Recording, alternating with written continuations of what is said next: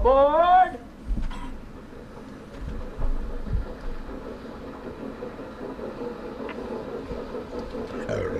Excuse me.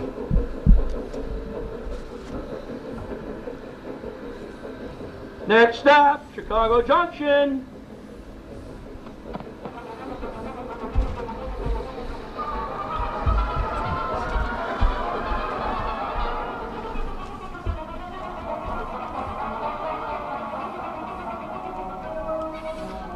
Welcome to Chicago Junction, the journey through the imaginary world of everything railroading. And we're doing our wonderful World of Trains with our chief engineer, Mr. John DeVita. Well, thank you very much, Brian. Welcome, ladies and gentlemen, to another broadcast of Chicago Junction from the John DeVita Broadcast Center on the Windy City Hometown Entertainment Network and Jack FM 89.7 WRHS FM Norwich on Monday, June the 19th, the year 2017. Today, the panel will be talking about railroads and model railroads. And now, to start today's broadcast, here's our announcer, Mr. Brian. Thank you, John. And the panel and I would like to welcome our Master of Ceremonies to keep us on track, Mr. Jack Red Ryan. Thank you. Thank you. As usual, it's a pleasure to be here. I think the fellas are ribbing me because I was an absentee no-show last time. So anyway, but life goes on, does it not? Does it not? It would have been difficult to be a present no-show. I all kinds of presents here, but presence of mind mostly. Anyway, John DeVita, our engineer, had a confession to me. He said he may be the engineer, but he always wanted to be a fireman. Is that true, John?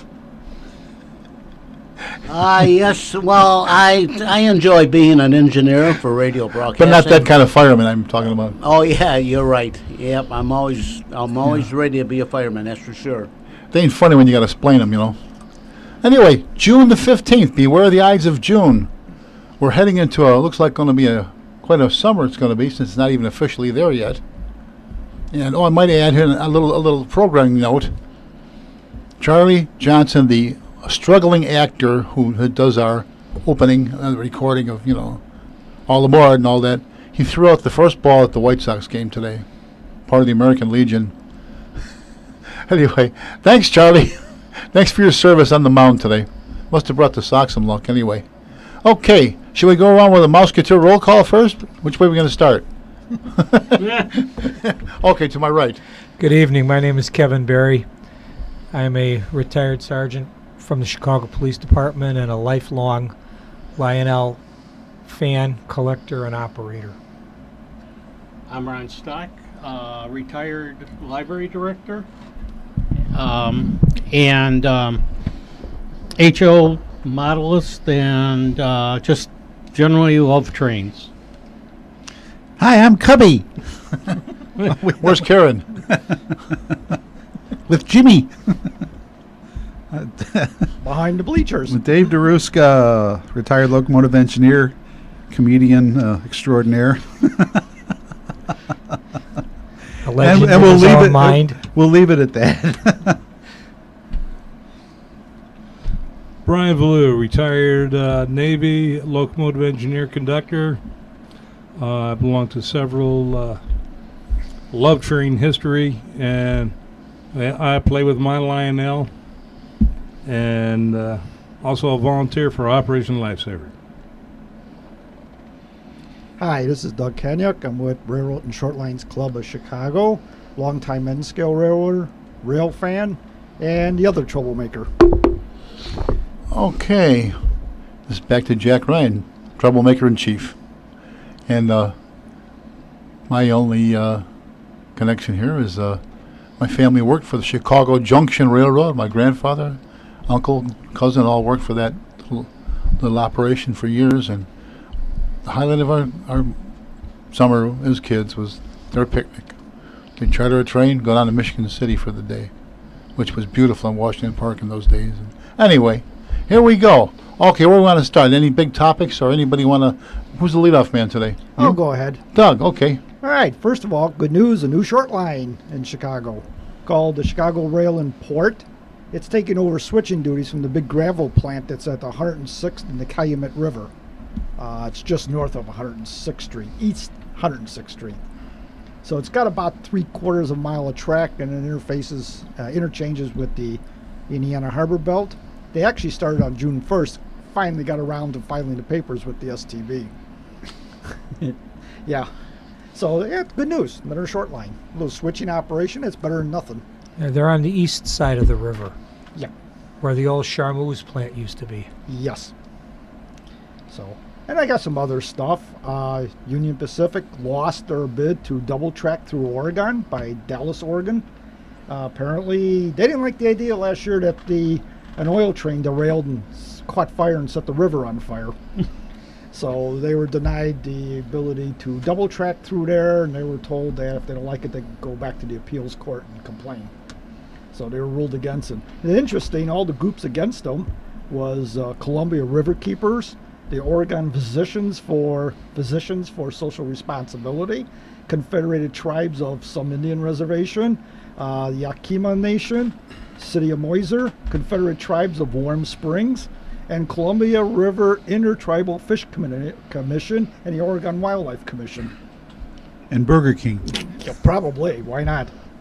Union Pacific, speaking of which, is now using 3D printing to print parts for their locomotives and stuff. So, but they're going to do it in hard plastic. And they said that it could be dropped and treated like metal parts. So they're talking about using it as prototypes and as replacement equipment on their locomotives. This ought to be good. When you want to run that by again, what did you say they're doing? 3D printing of parts for their locomotives. 3D printing. Yes. Yeah, parts and tools. Well, like what they are, they're taking plans, putting it in, getting them made, and they're actually making changes right there if it doesn't work. Right. They use And it the to fitting. prototype it. So this way they can get that done so they can actually send the final plan to the actual manufacturer, vendor, sooner and cheaper. Yes. If it could be a liquid, you could put it down into a printer and it'll actually, like this could be 3D printed. It might take about a week, but it can be 3D printed. This that he is pointing at is the Lionel F40PH-2 CSX executive engine. So anyway, that's the story behind 3D printing. So Okay. UP's using it Yes. for prototyping and possible part replacement. Nickel plate rail line operation in Indiana. There's a group called the Hoosier Heritage Railroad.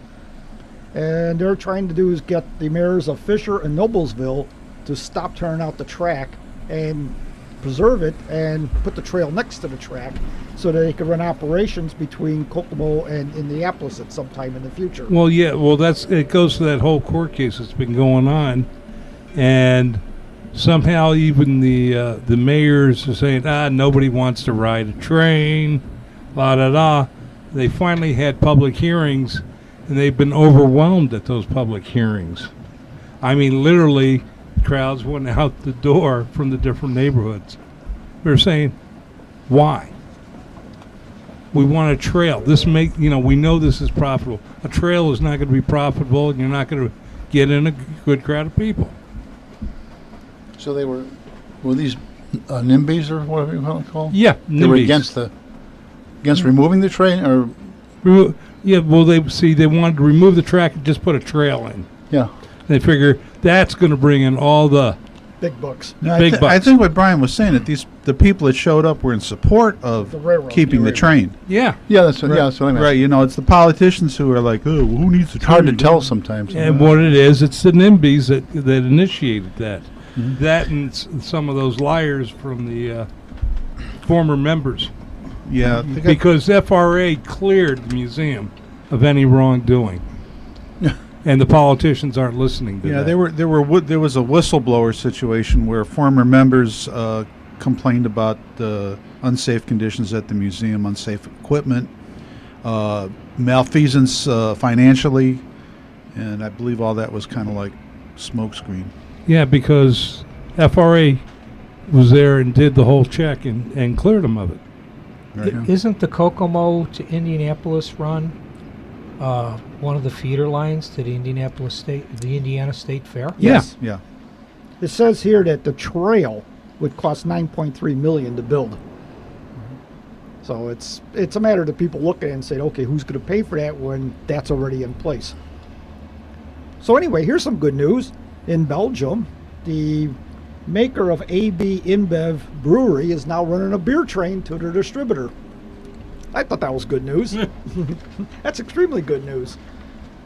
Okay, Surface Transportation Board ruled in North Judson's favor of getting rid of the Chesapeake and Indiana Railroad in favor of Great Lakes State Railway to operate their railroad in that area. Chesapeake and Indiana refused, after their 10-year contract was up, they refused to leave, and that's what initiated this action. So finally the STB says, hey, North Judson owns the track, they could contract it to anybody they want. So the new railroad name will be Chicago and North Judson when it finally starts up. So that's good. Well, good news for North Judson, bad news for Chesapeake and Indiana. But the museum benefits because part of the deal is the museum could operate over all the tracks now, not part of it. Yeah, Chesapeake, didn't they store cars there? Basically block the museum? They blocked it. Put derails up or something? Yes, they put derails in and they stored cars all over the place. Amtrak is going to tear down the locomotive shop in Seattle and build a new one. So they're talking about how it's going to service the Empire Builder, Starlight long distance trains, the Cascade service, Sound Transit, and the Sounder trains, all in the shop there. It's going to cost $28 million to put up a new shop. Here's one I think Brian and Dave will like. Sri Lanka, the little island country. Sri Lanka? Yeah, Sri Lanka. Is going to start arresting people taking selfies on tracks. Got tired of people getting run over. No, Sri Lanka, wasn't that Tamil Tigers. Ceylon before? Yeah. Right off of India? Okay. They were apparently it's a big deal out in India and that area to stand on the tracks and take selfies because a related story is India is at the top of the list of people being killed by trains taking selfies. So even though India is not going to crack down on them, the other country will. Oh, it's not that they're taking the picture, it's okay. I get it. Yeah, they'll stand with their back, take a picture, and the last picture is the train ready to hit them. It doesn't take rocket science there. Did you see the video clip that's circulating on the internet with the guy boogieing on top of the train car in India and loses his balance and goes forward and grabs the high tension line with both hands?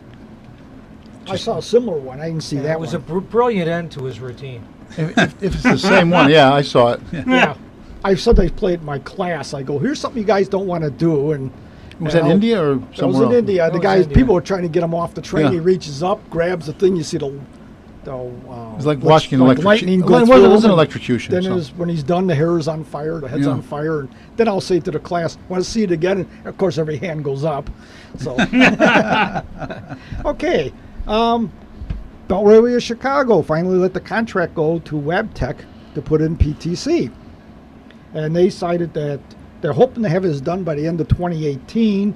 The system is complex because it has to interface with all the other systems that the Belt Railway touches.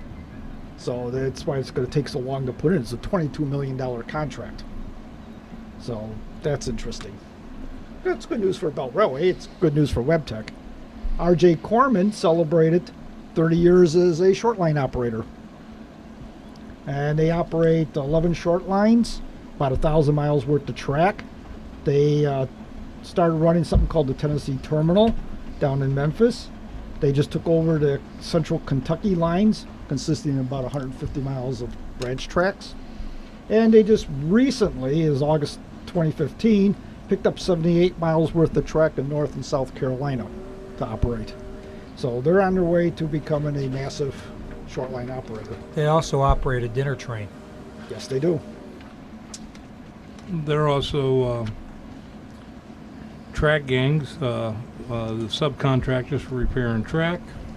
They with clean wrecks, and they own a company called Progressive Rail, the ones who make the one of the genset manufacturers. Yeah.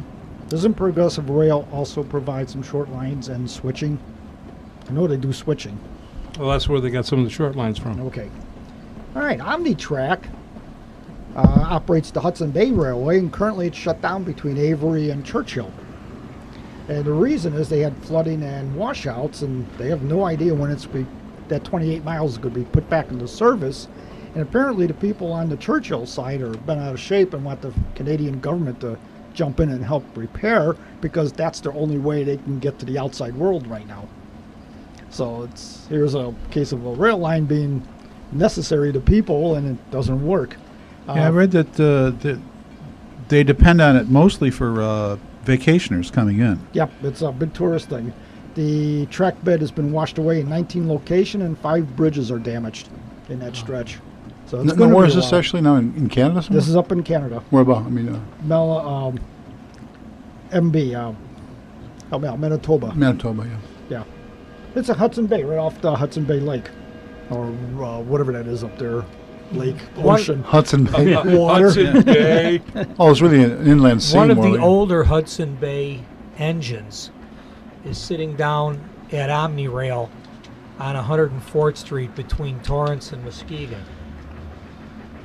They've been using it for Target switching practice? duties. Oh, No. No. They have, Canvas for graffiti artists. Yeah. you talk about a hodgepodge of engines. Yes. You can see 5 or 6 different road names sitting in the yard waiting for their engine shop on any given day. And Amtrak is extending some service. Apparently the Virginia Department of Transportation is underwriting, along with Norfolk Southern, Amtrak to start service between Lynchburg and Roanoke. So right now they're doing trial runs, empty trains, to see how it's going to, so the engine crews could be qualified and the conductors know what's going on and stuff, and eventually be daily service. Yeah, they've been actually rebuilding the track for the last 3 years. And sweating like crazy. All right, now, U.S. Department of Transportation offer grants for positive train control, and the RTA, Metra, got a grant to upgrade both the Milwaukee Road lines, Milwaukee Road West and Milwaukee Road North. Plus, they got money for a bunch of other things, too, in terms of a project. So that's good news for them. The Illinois Department of Transportation got some funds. This is to institute PTC on 2 routes for Amtrak on that portion of the Terminal Railroad Association of the Terminal Railroad Association in St. Louis on the Illinois side, to put positive train control on that. And other agencies that got it was Peninsula Corridor Joint Powers Board in California.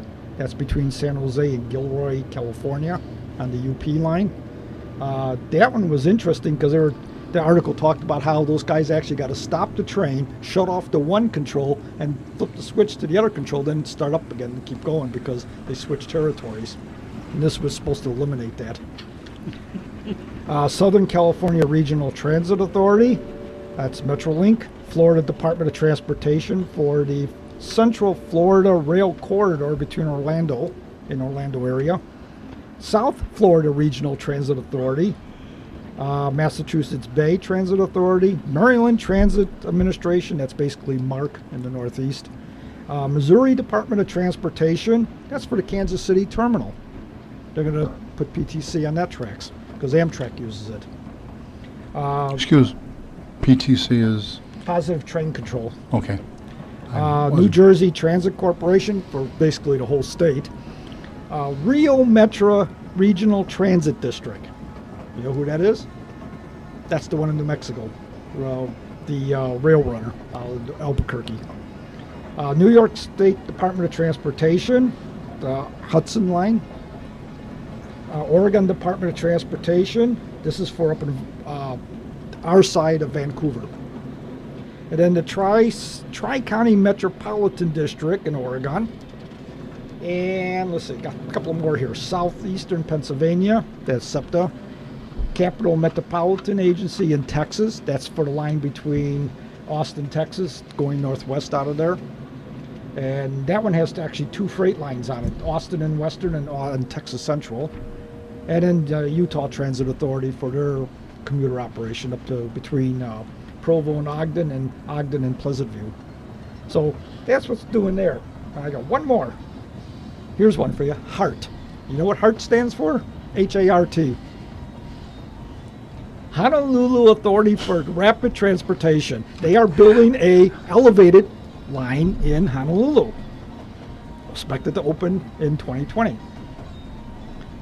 And it's I got the cost here someplace, or I saw the cost. It was $6.7 billion to build this, and it's still in construction. Some of the FAQs is, why was the elevated line design selected for Honolulu? And the guy sort of says, well, you know, it's a little hard to put it on the surface. We don't want to go underground, so the last choice was above ground. So it's kind of a goofy answer, but that's the answer they gave. They will have 80 train cars. They expect a 20-minute service on it over a 20-mile line, serving the area. Do you know how long that's been on the boards? Yeah, well, it's actually being built. They're working on it right now. They actually first broached the subject on it in 1973. Yeah. 74.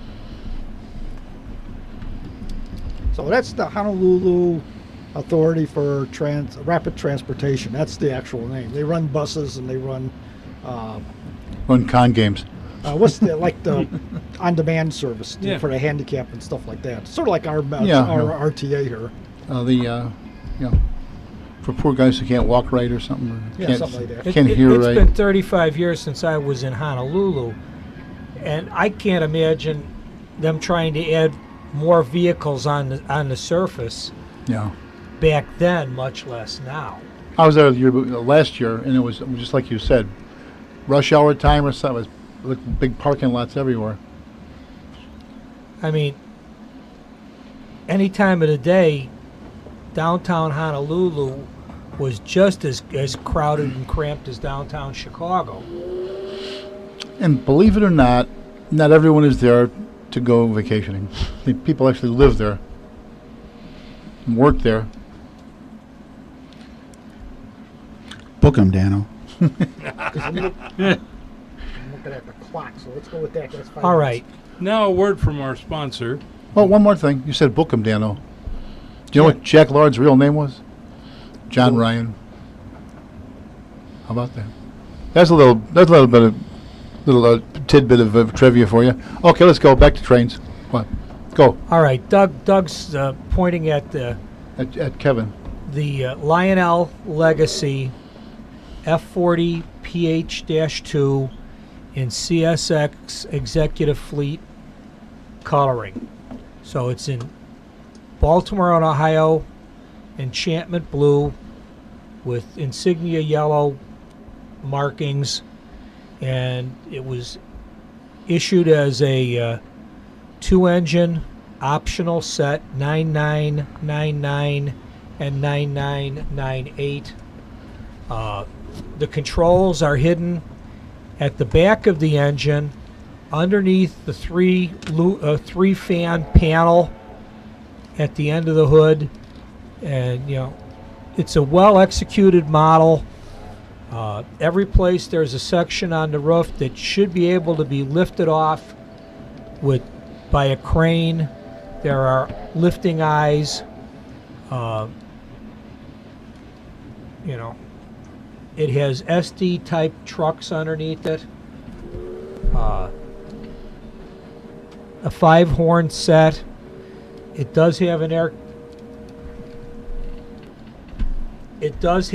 conditioning unit on the roof.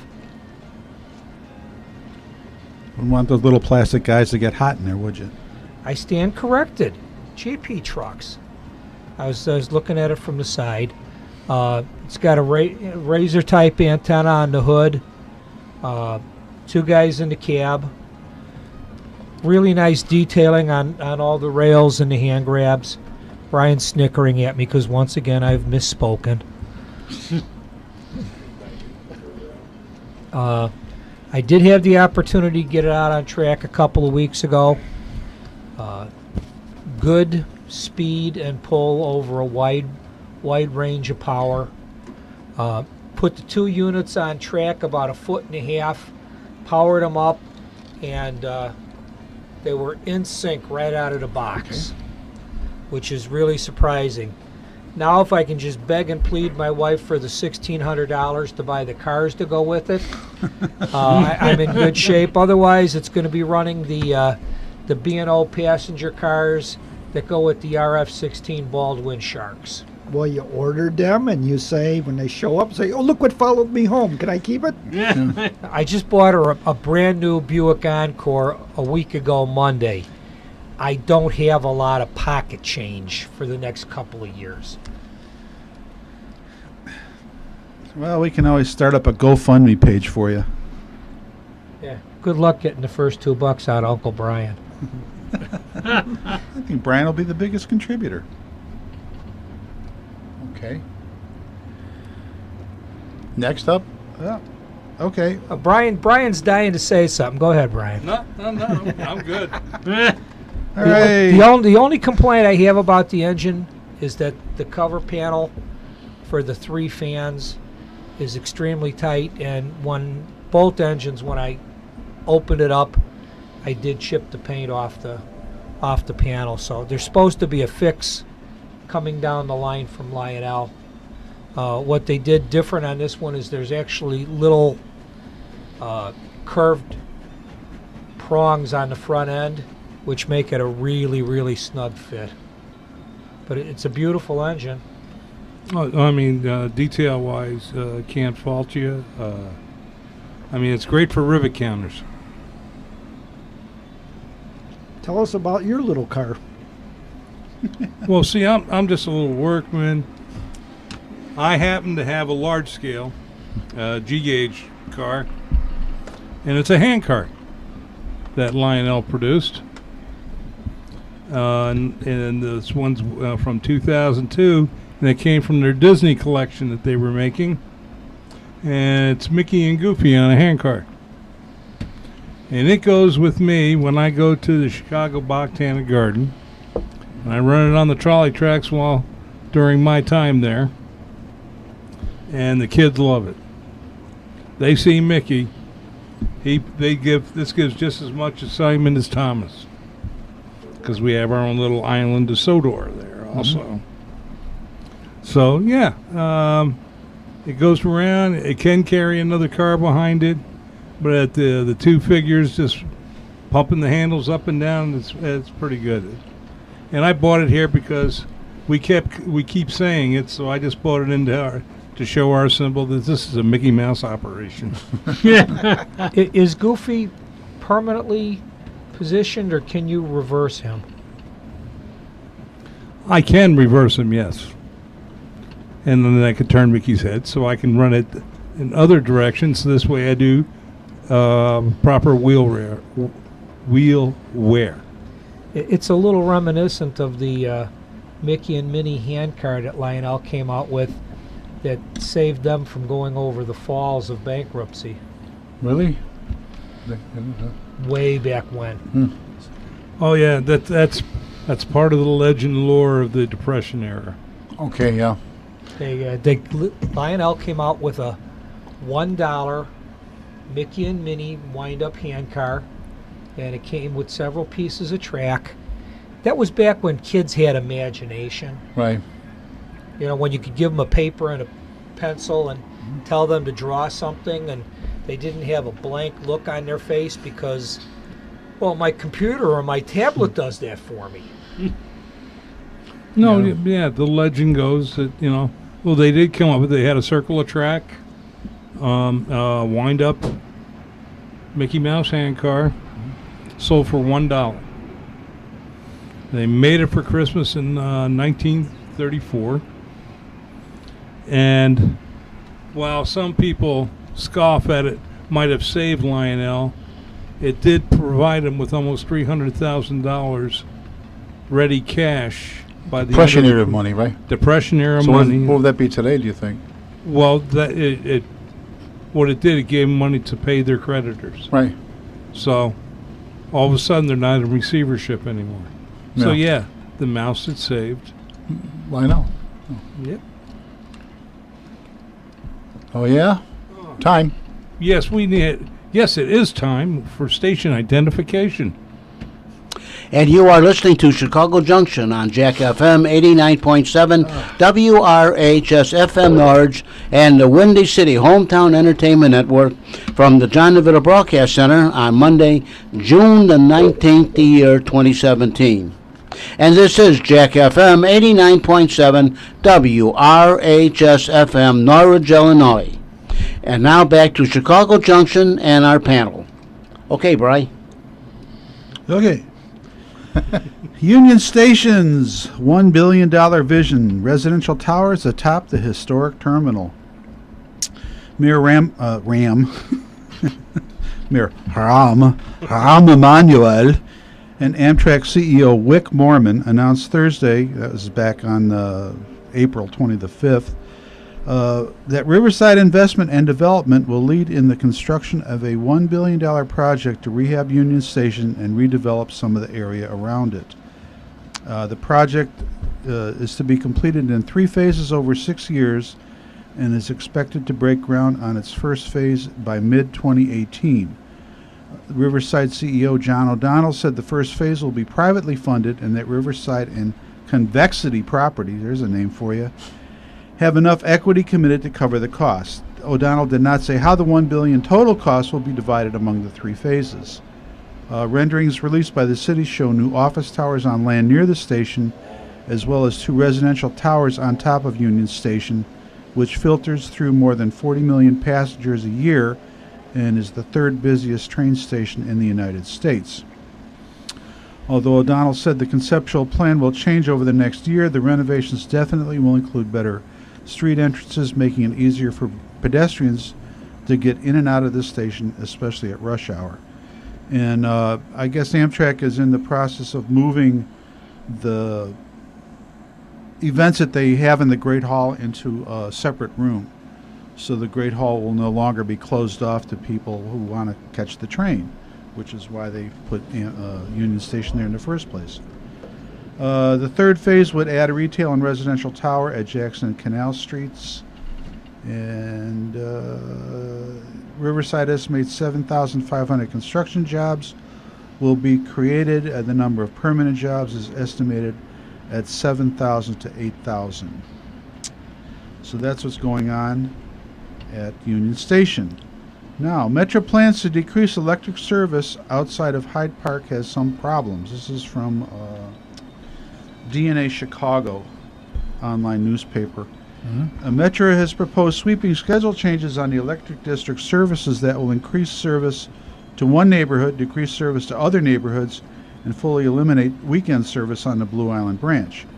The Metra board proposed these service changes at its monthly meeting yesterday, based on recommendations on staff to adjust service based on new housing construction in Hyde Park and dropping ridership at stations on the line outside of Hyde Park. In summary, Metra has proposed to increase the number of trains between downtown Chicago and Hyde Park between weekday rush hour periods, reduce service on Saturday on the main line in all branches, run hourly service between 75th Street and 111th Street on the main line where trains stop every hour, reduce service on the South Chicago and Blue Island branches, eliminate Saturday service on the Blue Island branch. The Blue Island branch currently has no Sunday service, so there would be no service at all on the electric district on Blue Island. Now, some of this is driven by the fact that Metra's had a pretty big decrease in the number of people riding the trains over the last few years, and they're trying to figure out ways to make the system work better financially for them. Now, what Metra can't do is they can't take profits from other lines. Each line is treated separately. Milwaukee District, the Rock Island District, electric district. So they can't take money from another district and use it to subsidize service on a lower performing district. There's been a 14% decrease in passengers over the last 6 years, down 1.4 million passenger trips, or 61% of the total decline in ridership system-wide since 2011. So 61% of the decline in passenger counts on Metra actually come from the electric district. One reason for low ridership, despite the new cars and most scheduled trains on our system, is that Metra fares cost vastly more than CTA and PACE fares for the same distance. So there are public hearings coming up at South Shore Cultural Center, the Flossmoor Village Hall, Blue Island City Hall, and the Polsky Exchange at the University of Chicago, which will all be over by the time this airs, I believe. Oh, maybe not. June 19th, June 20th, June 21st, and June 22nd. People can also write into Metra and express their distaste with this change. The big thing is, like, for both Brian and I, we both worked on the electric district, and the night trains on South Chicago and Blue Island will basically disappear. The last scheduled train for South Chicago out of the Randolph Street Station is 8:50, and the trains will no longer loop. They're going to run all the way downtown, South Chicago, and back. So the last train out of South Chicago will be sometime after 9 o'clock at night.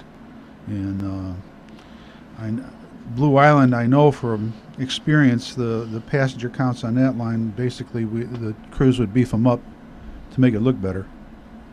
It wasn't unusual to run a train with no passengers at all on it. Yeah, yeah. And South Chicago is busy after rush hour. There are people coming home from work and stuff, but again, as the evening wears on, the number of people riding the train drops dramatically, including people coming from South Chicago to go downtown. So that's the story, the sad story on the Metro Electric. And that's true. The only time, like on the South Chicago or the Blue Island, where it was up, was only on weekends that had like the Taste of Chicago, right. Or a big event like that. Right. Now, Metra's thinking is that Blue Island is serviced by the Rock Island. Of course, that totally ignores the fact that the people in West Pullman don't have that available to them. But I guess they figure there's CTA services. The same with South Chicago. There's supposedly ample bus service, but from the people that I know that live in that area, they say no, that's not true. You know what that means? That guy that likes to turn the South Chicago branch into the gray line for CTA is going to have a field day with that. I've already had like heated back and forth on Facebook with the people from some different groups about, look, this is not founded in reality. Don't hitch your horse to the gray line. The CTA is not taking over the South Chicago branch. Sorry, folks, that ship has sailed a long time ago. That ain't going to happen, for a variety of reasons, which I won't go into. The CTA's got enough on its plate with expanding the red line out to 130th Right. Street to keep it out of anything else for the next 4 years. And there's another high-speed rail people want service between South Chicago and O'Hare Airport, all electric. And I asked them, I said, okay, well, where's the billions of dollars going to come from to pay for that? They says, well, you're going to drop fares and increase ridership, and that'll pay for it in the long run. How long? How long will this run be? 200-300 years. Yeah.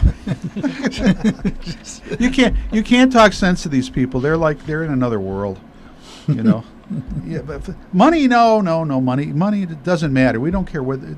Those are the first people to complain too. Yeah. Well, it's just the people in Hyde Park. They've been whining about getting more service too. Right. Didn't the CTA start something called the Jeffrey Express for Yes. those people? Yeah. Okay, that's what I thought. What is that? It's a dedicated bus line that Well, yeah, runs I've seen down it, yeah, right. Lakeshore Drive for Sure. them. They use the articulated buses. And Okay. it's not fun driving on the same street that the Jeffrey Express bus is. No. I mean, I'd rather share a street with an M1 Abrams main battle tank. Okay, and lastly, from my point, and don't get upset with me now, Trump budget slashes federal aid for rail long-distance Amtrak routes. President Trump's transportation budget slashes federal aid to the nation's rail systems by cutting funding for long-distance Amtrak service and severely limiting money to help expand transit lines and new ones. The $16.2 billion budget for discretionary transportation spending represents a nearly 13% reduction in transportation spending over fiscal 2017. That includes a $928 million cut from transit construction grants, nearly half of what Congress recently appropriated for this fiscal year, and a $630 million reduction in subsidies for long-distance Amtrak routes. Sean Gene Scale, Vice President of the National Association of Rail Passengers, said cuts to Amtrak and transit would hit commuters and rural areas particularly hard. In this article, and I won't go into it because it's a long list, but they list all the towns that would be affected by this, and it's incredible. I mean, a lot of these places would be isolated in terms of rail transportation. So, I'm off my soapbox, and This, like with these commuter trains, I've seen dramatizations or actual films of sort of commuter trains that, the same thing years and years ago. And there always are hours when the thing's almost empty. Isn't that true? What they keep running, or isn't that wouldn't you say? Obviously the rush hour does support the rest of the service. I mean that's where the base base of the money comes from, and Metra has a specific fare box recovery ratio that they have to meet. They get some money from the RTA, and they have to recover so much percentage from the fare box as well. So when that percentage drops, there's no money to make up for that. The RTA is not going to give them more money. The state of Illinois is not going to give them more money. Washington's not going to give them more money. So Metra has to play with a much smaller budget to do all the things they need to do, and it just doesn't pay for running trains. It pays for maintaining the tracks. It pays for purchasing new equipment. It pays for upgrading and repairing equipment. It pays for employees, and they're caught between a rock and a hard place. I feel for the people in South Chicago and Blue Island, but this philosophy that some groups have that build it and they will come. Well, if we run trains every 10 minutes, we're going to increase the ridership, and if we drop the fares to equal the CTA, then even more people will come. Well, CTA is not going to stand for that. That's in direct competition with them. And there's was it a quarter cent on the sales tax goes to the RTA? Yeah. In the whole 6-county area? Yeah. And then the RTA divides it up between Metra, CTA, and PACE. Right. So, yeah, if they don't get the money, what are they going to do? What are they going to do? They have to do something. They have to do something. When there's only 12 gold coins left in the leprechaun's pot, Yeah, exactly. and 11 of them have been taken out, that last gold coin ain't going to pay for everything. I got an idea. Let's tax people for paper bags and soft drinks and water.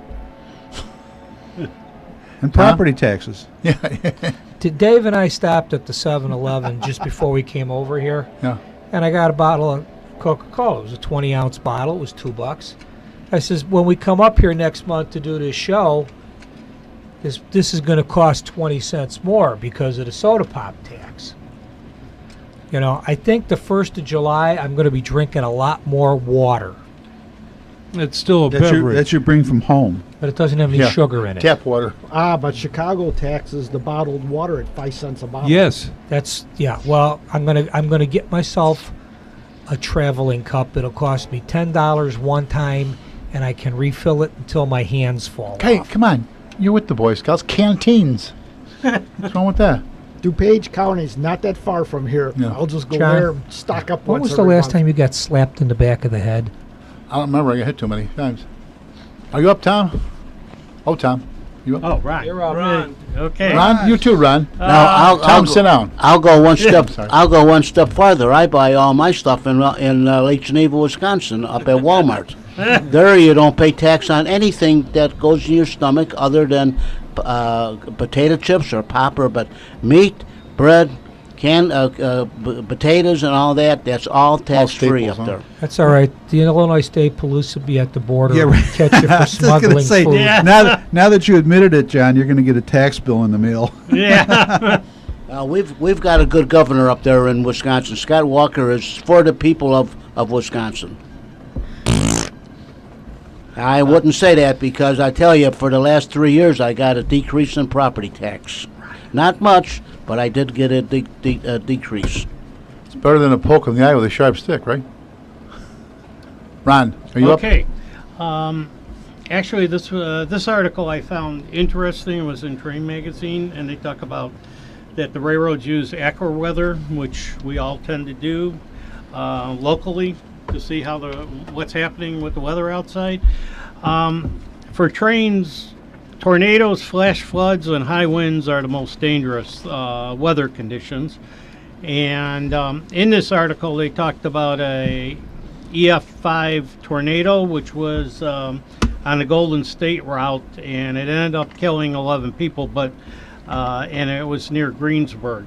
But the interesting thing was that the UP ended up stopping all their trains while they tracked the tornado so that nothing would happen to their trains. The other thing, obviously, with flash floods, railroads are concerned about washouts of bridges and other structures that they have. And and I actually had a personal experience riding the Zephyr out to San Francisco. We were out maybe an hour out of Tomo, Iowa, and suddenly our train was clipping along, and we came to a dead stop, and a tree branch ended up disconnecting the air brakes, which automatically stopped the train. So then we had to go back to the station, and we ended up being about 6 hours late into San Francisco. But anyhow, so I thought that was sort of interesting how the railroads do track the weather. The other thing, which is local, and actually I drive out there quite a bit, the Canadian Pacific and the Illinois Tollway are battling it out over taking over. The Tollway Authority wants to take over some of the Bensonville yards and put in their expressway that they're planning for around the O'Hare and also going into O'Hare. And currently the case was in the U.S. District Court. They sent it back to the Surface Transportation Board. And based on the article, they think that they'll be more sympathetic to the Canadian Pacific. But at the court level, the Canadian Pacific lost out. And what they want to do... They came back with a ruling. Oh, they did? Okay. Yeah, they said, fight it out yourself. Oh, okay. Yeah, Surface Transportation Board wiped their hands. Oh, wonderful. Yeah. That was last Thursday, I think. As of today, there's a filing on the STB saying both are going to mediation. Ah, okay. So who's going to mediate it? Well, they don't know yet. Yeah. They won't start until August. Oh, wonderful. So anyway, I see all the road construction out in that area. There, Thorndale Avenue has become an expressway, and through Elk Grove Village. Yeah, through Elk Grove and that. So, Well, I thought that was sort of interesting. The other thing is that the Texas, which was the other part of the Great Train, other engine involved in the Great Train Chase, has been restored. They restored it back to 1886 appearances, and I believe there's has an authentic GPS 1886 monitor on it too. Yeah. So, anyway, And PTC. so that's kind of cool. It was built in ATC. 1856, and actually went out of service back in 1907. So it had a long life. Yeah, the only thing they didn't do was put its name at that time. Yeah, It was renamed Cincinnati. right. Now, for the folks, that was the famous train, and that was the General, was the one that was stolen by the Union operatives. Yeah, Yeah. and this guy chased him with the Texas. Was it going backwards or? In reverse. Backwards, in reverse, 60 Stuck in miles reverse. an hour. Wow. Hey, didn't Buster Keaton, wasn't he involved in that? Yeah, there were two pictures made, 1926 General and 1957. Yeah, he was a kid at the time, but he remembered it, so he wanted to recreate it. It's interesting, the two pictures. We're always talking about movies anyway. The original with Buster Keaton, the sympathy was in the South, and the other one was with the northern, the northern operatives with Fess Parker and was it Jeff York, and I think was John Lupton in that movie too. Do you remember that, Brian? John Lupton. Do you remember the picture? Yeah, I know what you're talking about, and I'm trying to remember the guy who played the conductor, Jeff.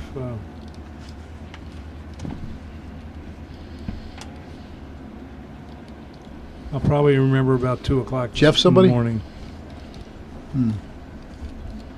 But yeah, and the big thing that came out of that was it actually gave birth to the Congressional Medal of Honor. Was it? They did it because of the because of the heroism of it. It was above and beyond. But the man who put it together, the gentleman that Fess Parker played, was a Secret Service agent. He was a civilian. Mm-hmm. And all the men were captured within a 3-hour period after they abandoned the locomotive.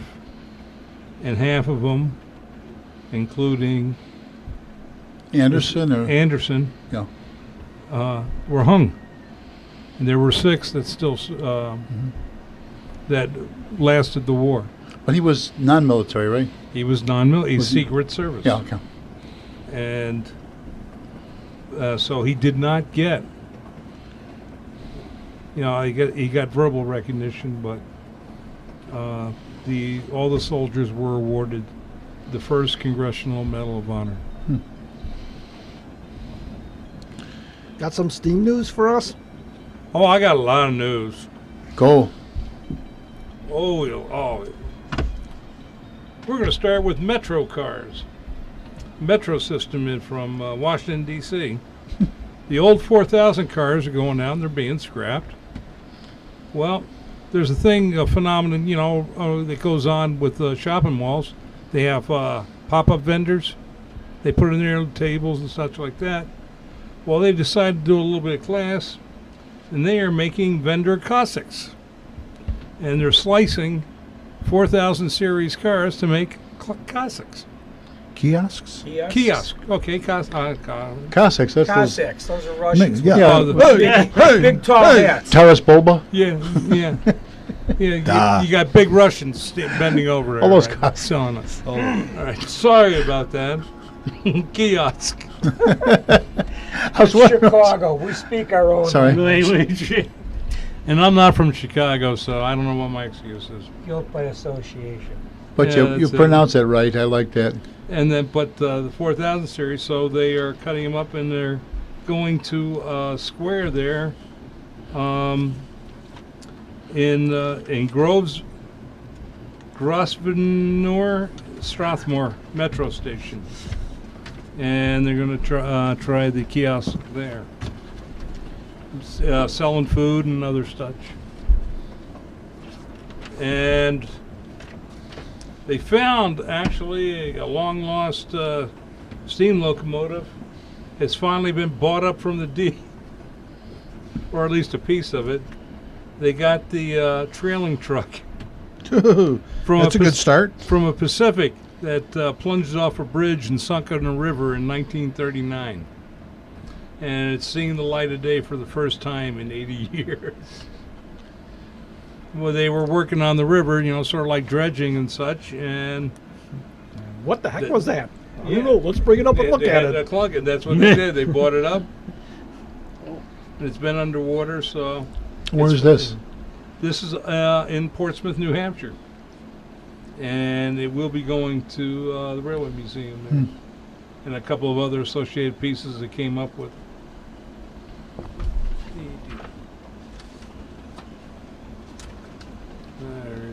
It's kind of like rail archaeology then.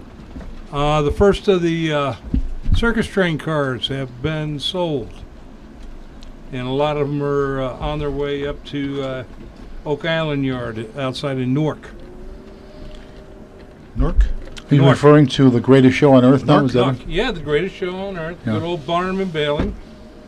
And many of the cars are actually going to be joining existing passenger car fleets at tourist railroads for use on dinner trains, excursions, while other cars will head for private owners who plan to restore some of the cars to their original design and use for charter service with Amtrak and such.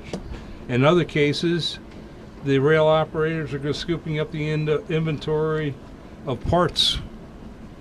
A lot of hard to find parts to build up their inventory and such. And the Trains Newswire actually talked to some of the owners of the rail cars. And like Borden Black, he's owner of the Georgia Railroad Deering business car. And he purchased 41307, former Blue Unit car, originally built in 1949 for the Pennsylvania Railroad as a 21 roomette sleeper known as the Lewiston Inn. The Tuscan red car was converted to a 64-seat coach and 12-seat lounge for the New York's World's Fair in 1964-65, and then would run in corridor service on Penn Central for being sold to Ringling in 91. He plans to remodel the car into a luxurious sleeper for overnight passenger trips. They're configured as 5-bedroom luxury sleeper with queen-size beds and have all private baths. Car's headed for Huntington, West Virginia, where members from the Collis P. Huntington Railroad Historical Society, affiliate of the NRHS, and sponsor of the new River Train, will work with Black and other passenger car experts to redesign the car for private charter use. Black's car will travel to Huntington dead in tow on CSX freights from the northeast to Richmond and west on the old C&O main to West Virginia. In nearby Cincinnati, Brian Collins, president of the Cincinnati Railroad Company, operator of the Cincinnati Dinner Train, he plans to restore number 40406, a former Southern Pacific car, back to its original purpose as a 44-seat coach. We will gut the car, restore the 11 windows on each side, and then either convert it back to the original 44-seat coach, or they may gut it and just have an open bar for use on the dinner train, which will probably make more money. We want to get there and see what we're getting before deciding what the course of action is. And Kevin Moore, a Pittsburgh area dentist, owner of the former American Orient Express sleeper car, the Berlin, is working with a colleague of his in nearby Du Bois, Pennsylvania, on restoring 2 of the circus cars. The cars will be restored for overnight accommodations, and in one of the cars, both cars are going to be decorated with circus memorabilia, and they're searching for a ringmaster's costume for the 4217, which was the ringmaster's car. Tell them to get in touch with WGN. Ringmaster. Yeah. And there's no truth to the rumor that the animal cars are going into commuter service. No fumigation necessary. But as you can see, the cars are finding interest, and well, a lot of them are buying just some of the cars. Some of the cars are just going to be plain stripped for parts. Yeah. Because it's cheaper to get them because they're going through the vendors now. The price of parts is skyrocketed. Right. And in fact, North Carolina purchased some of the cars for their commuter train service on the Piedmont, which runs through North Carolina runs. See the Ukraine in a cattle train. Maybe, with this all business about the whole thing, somebody's going to step up. I mean, the Ringling Brothers is gone. There's going to somebody step up into that. Maybe not the same scale as Ringling Brothers, but there could be circuses out there. Well, there's already circuses out there. Yeah. Smaller ones. But I mean, somebody might go up a notch or so. Well, the big stink now amongst the animal rights people is that the tigers are being sold to circuses in Europe. Yeah. Where they're basically, they're not going to be let loose, set free, and roam wild. They're going to be kept in circus service. If the lions were turned loose and set free, they'd just be lunch for another wild They couldn't even animal. fend for themselves. They've been caged and fed for so long. Yeah. Exactly. Yeah. I mean, people were going to adopt them, keep them in homes. How about Siegfried and Roy? Brought one home. Boy, the dog was scared. Yeah, but that burglar didn't get too far, did he? All right. Michael Jackson died. though. One last time. Okay. Ross Rowland is in the news again. He's reviving the American Freedom Train name for a proposed Veterans Tour. Approximately, 3-4 years ago, Ross Rowland, the man who was behind some of the biggest steam events he organized during the diesel era, is now reviving the name to propose a 3-year cross-country tour behind steam. Ross Rowland first proposed what he dubbed the Yellow Ribbon Express back in 2015. And the exhibit train was going to hit 125 cities in 3 years and raise money for veterans who have been injured since 9/11. Rowland is currently looking for corporate sponsors to fund the construction, operation of the train in an effort to bring more attention to what he redubbed it as the American Freedom Train, or the American Freedom Train 2.0. The name fits our mission perfectly. The American Freedom Train name is easier to promote and find online than the original proposed Yellow Ribbon Express. He says the entire effort will cost about $100 million, and all the money raised from the exhibit ticket sales will go to the veteran charities. Ross Rowland initially had hoped to have the train running by 2017, but at this point he's hesitant to put an exact date when it will happen. He says once the train gets corporate sponsorship, it will take 2 years to construct and organize. While some have said it's a lofty goal, Rowland says he will not be deterred and reminds people he was rejected by dozens of companies before Pepsi signed on as one of the original sponsors of the 75-76 Freedom Train. The highlight of the proposed train for rail enthusiasts would be the motive power. Rowland says the new Freedom Train will be headed up by 2 mainline steam locomotives, one being the 614. It's going to be a steam-hauled extravaganza. Okay. Is that it? I guess that's coming to... I think we're running out of time. We never run out of time. We go Before overtime. We went overtime last time. I wasn't speaking like Albert Einstein or anyone like that. Our time here. Time is irrelevant. Well, on behalf of all the gang here, starting with my right, give your name. Kevin, Barry, Ron. Dave Daruszka. Brian Valleau. Doug Kaniuk. And me, Jack Who's Ryan. Want to wish everyone a happy summertime, and let's hope we can have a peaceful one. That incident just happened yesterday with the shooting of the congressman in the park, and it's just an awful situation where we're reminded here that we here sitting in how we've become friends over the years are espousing and believe in a little bit of different political positions sometimes, but we can still get together and we can still have a good time here and reach some understanding in other ways. So anyway, what I want to end up with is happy trails. Happy rails. Peace out. Not trails, rails. Happy rails to you. To you until we meet again. Thank you, Dale.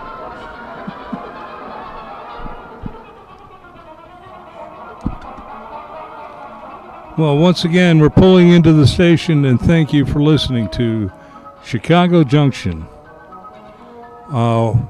We have a Facebook page if you would like to actually check in on, and maybe even have some suggestions of what you'd like to hear us speak about.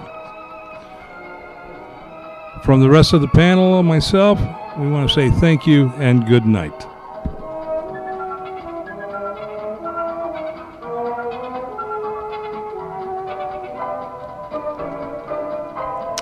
You have been listening to Chicago Junction on Jack FM 89.7, WRHS FM Norwich, and the Windy City Hometown Entertainment Network from the John Vitta Broadcast Center on Monday, June the 19th, the year 2017. Chicago Junction was produced by Jack Ryan, directed by John DeVito, and our special thanks to radio station manager Kevin Zefalik of WRHS FM Norwich and the executive producer of Windy City Hometown Entertainment Network, Mr. John Chikondo.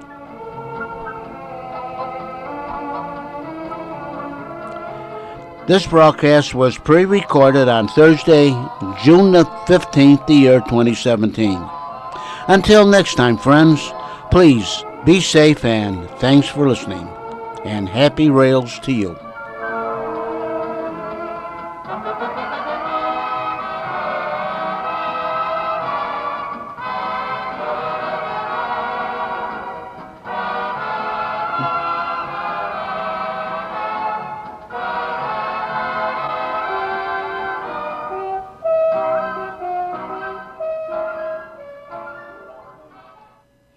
And this is Jack FM 89.7 WRHS FM, Norwich, Illinois.